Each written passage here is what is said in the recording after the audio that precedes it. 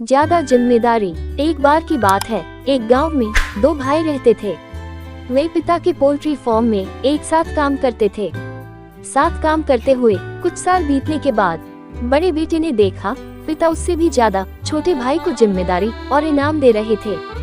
बड़े बेटे को यह अच्छा नहीं लगा, क्योंकि दोनों भाई एक साथ काम करते थे और बड़े होने के नाते ज्यादा जिम्मेदारी उसे मिलना चाहिए। लेकिन पिता ज्यादा जिम्मेदारी छोटे बेटे को दे रहा था।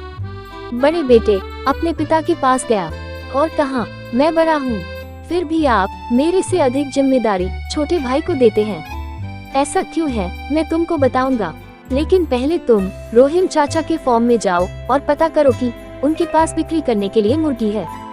हमें स्टॉक में जोड़ने की जरूरत है। वो गया और जल्द ही वापस आकर अपने पिता को कहा, हाँ पिताजी, रोहिम चाचा के पास मुर्गी है, वो हमें बेच सकते हैं। पिता ने कहा, ठीक है, आप जाओ और उनसे मुर्गी की कीमत पूछो। वह फिर पोल्ट्री फार्म में कीमत पूछने गया और लौट आया।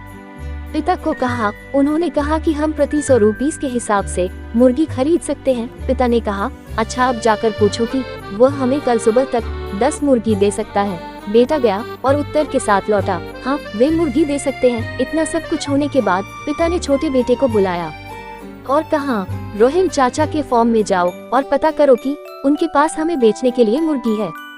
हमें अपना स्टॉक जोड़ने की जरूरत है। छोटे बेटे गया और जवाब के साथ वापस लौट आया, हाँ पिताजी, उनके पास बिक्री के लिए मुर्गी है।